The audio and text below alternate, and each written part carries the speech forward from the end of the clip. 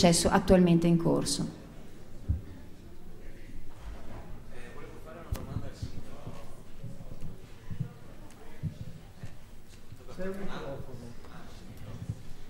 Mi interessava una cosa, ho conosciuto pochi anni fa la bellissima area del Ticino nella fase terminale, che è un parco regionale, però l'ho visto un po' anche lui, un po' come i nostri alcuni parchi regionali veneti, un po', diciamo così, un po' malandato, ecco, in alcune strutture, cose del genere, per quanto l'ambiente sia per certi versi eccezionale.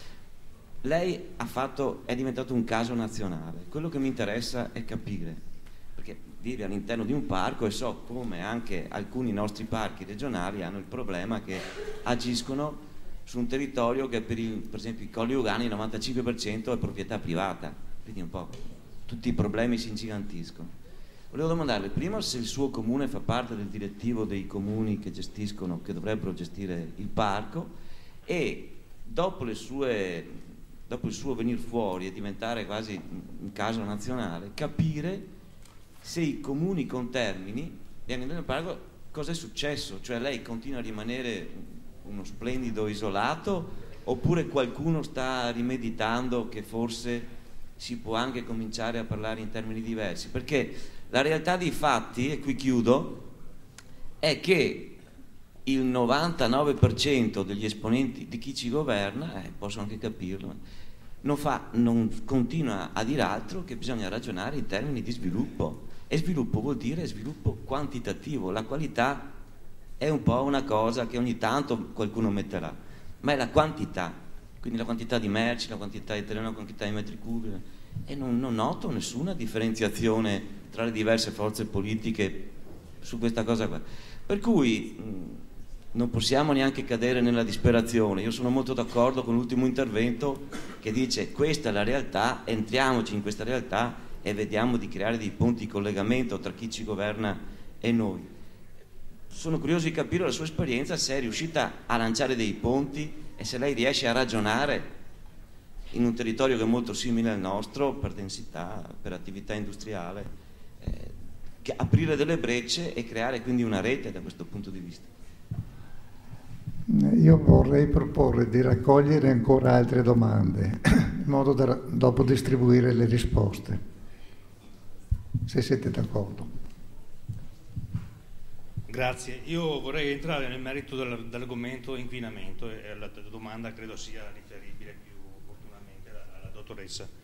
Allora, dal momento che abbiamo già un bel serio problema di inquinamento dell'aria, parlare di urban agriculture non è una maniera per far diventare una bomba ancora più dirompente l'impatto che hanno le sostanze inquinanti sul cibo. Io cito soltanto una sostanza, i policloribifenili. Non potrebbero, ne cito una perché le sostanze sono tante, a base benzenica, a base di, insomma, i derivati del petrolio. Ne cito soltanto questa. I policloribifenili non potrebbero diventare ancora di più una bomba dal punto di vista sanitario se parliamo di orti urbani, se parliamo di agricoltura dentro i centri urbani con l'inquinamento che abbiamo dell'aria. Grazie.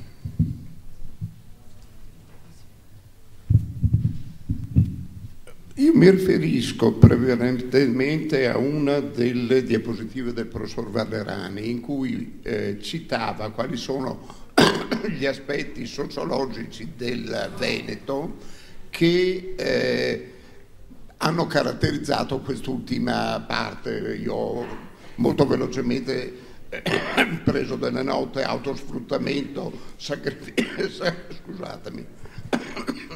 sacrificio acritico, assuefazione al degrado, eccetera, che è indubbiamente una cosa che a una persona come me, che ha vissuto 25 anni fuori dal Veneto e poi è tornata qui, risulta evidente. Cioè io mi sono chiesto, tornando qui e trovando un Veneto totalmente diverso da quello che io conoscevo fino all'85, quali sono state le motivazioni che hanno portato a questa realtà.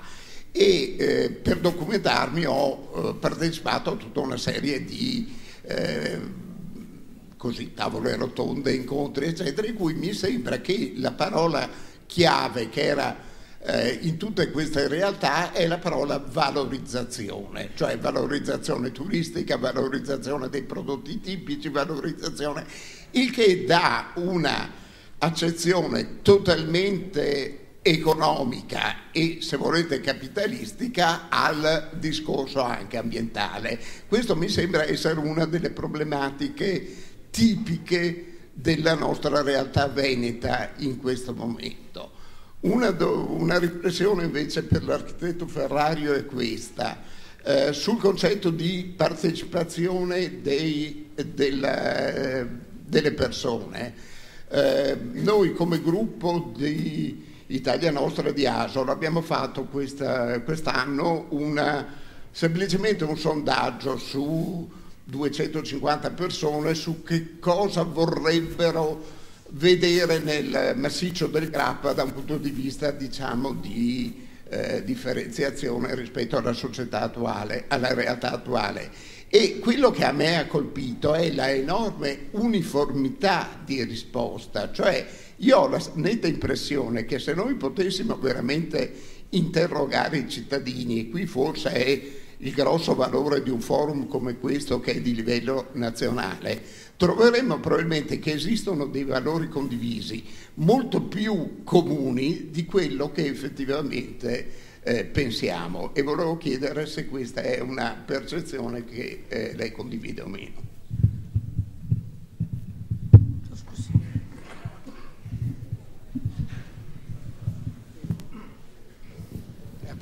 Sì.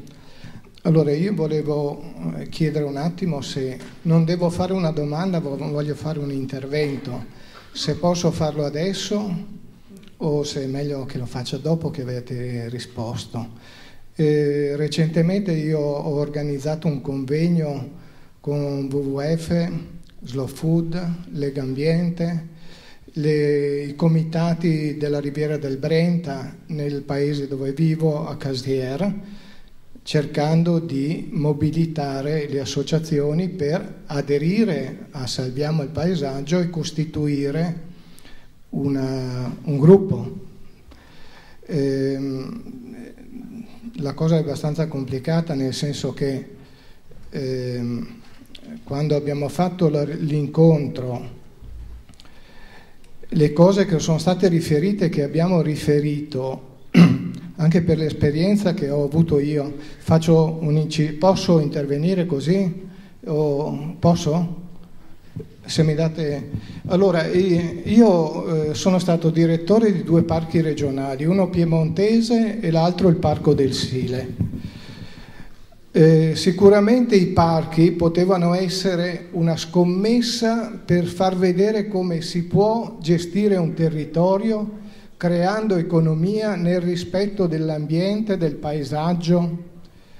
In particolar modo, quando sono stato direttore del Parco del Sile, io ho avuto dei grossissimi problemi, nel senso che non è stata seguita questa scommessa, ma l'ente parco si è praticamente ha agito come se fosse un'azienda di promozione turistica, non una cosa diversa. Ora sono pensionato e cerco di fare dei progetti di sviluppo locale cercando di coinvolgere la gente, partendo dal basso. E sono andato a fare un progetto nel Parco dei Colli Euganei, coinvolto una ventina di aziende per vedere di mettere in rete gli operatori e far vedere che anche i privati possono perseguire interventi che siano di carattere dimostrativo di come anche il privato può contribuire per la gestione di progetti che siano compatibili con l'ambiente e che creino economia. Dopo pochi giorni ci siamo trovati a un'autorizzazione che riguardava il revamping di un cementificio che era in prossimità dell'area dove stavamo progettando.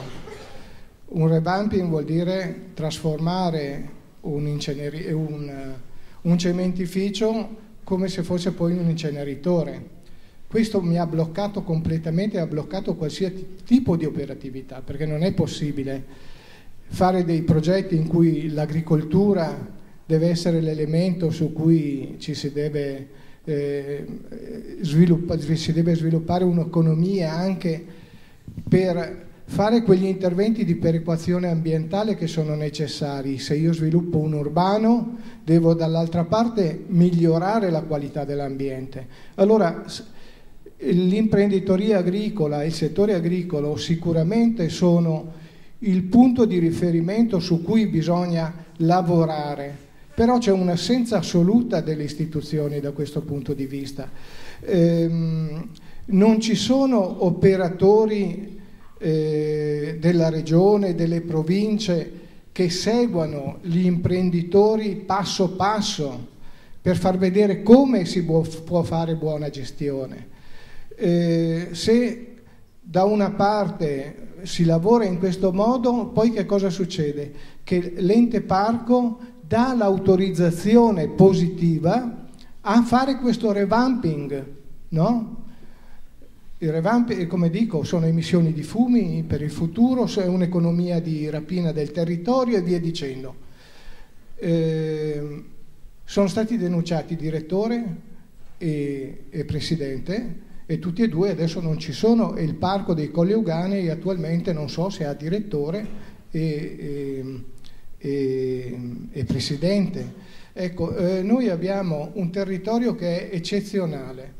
Bisogna cominciare prima di tutto, credo che adesso bisogna cominciare dalla gente comune, da chi lavora sul territorio. Bisogna invertire la tendenza, perché se da una parte abbiamo il piano territoriale che è stato costruito sulla base di analisi e di supporti di persone di altissimo livello, con una sensibilità al paesaggio, al territorio agricolo, alle bellezze naturali e architettoniche che abbiamo, dall'altra parte dobbiamo battagliare contro Veneto City, Tessera City, Motor City, che sono degli interventi devastanti.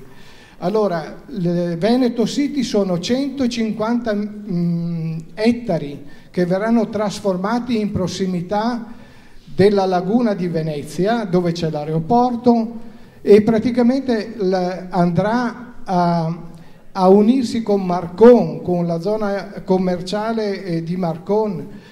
Veneto City è un intervento che è stravolgente.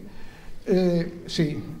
Ecco, quindi bisogna, io sollecito la costituzione di questo coordinamento dei comitati a livello almeno provinciale, perché già a Venezia c'è un comitato che lavora, facendo riferimento ai coordinatori che ci sono qua. Eventualmente, non voglio dire che facciate riferimento a me, però ai coordinatori. Poi con Zandi Giacomi ci conosciamo bene, vi ringrazio, scusate l'intervento.